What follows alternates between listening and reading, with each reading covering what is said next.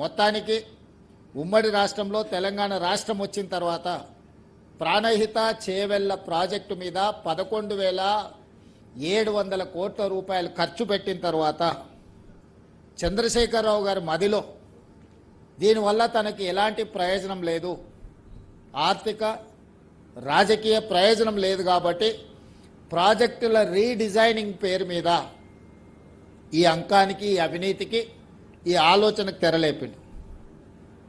పేరు మార్చిండు, ఊరు మార్చిండు, అంచనాలను మార్చిండు.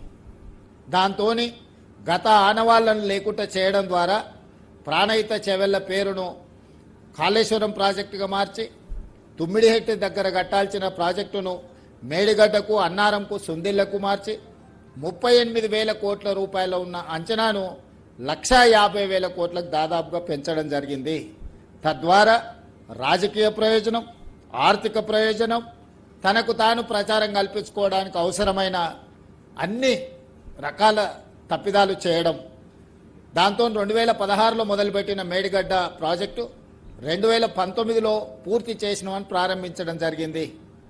ఆ రోజు పెద్ద ఎత్తున ప్రపంచంలోనే ఒక అద్భుతం, ఈ అద్భుతమైన కట్టడాన్ని ప్రపంచంలో ఎవరు కట్టలేదు అని చెప్పి ప్రచారం కల్పించుకోవడమే కాకుండా ఆనాటి గవర్నర్ నరసింహన్ గారిని మభ్యపెట్టి అబద్ధాలను వారికి చెప్పి వారే ఇక్కడికి వచ్చి ఇది కాళేశ్వరం కాదు, హరీష్ రావు గారి పేరు హరీష్ రావు గారు కాదు కాళేశ్వరరావు అని ఒక గవర్నర్తోనే ఇక్కడ అబద్ధాలు చెప్పించారు.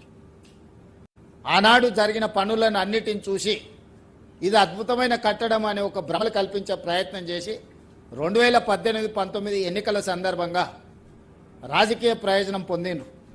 ఆ తర్వాత 2020లోనే ఈ మేడిగడ్డ బ్యారేజ్లో లీక్లు ఉన్నాయి, లేకపోతే నిర్మాణ లోపం ఉందని ఆనాటి ఇంజనీర్లు లేఖలు రాయడం జరిగింది. ఎలాంటి సంస్థకు పట్టించుకోలే, నిర్వహించలేదు.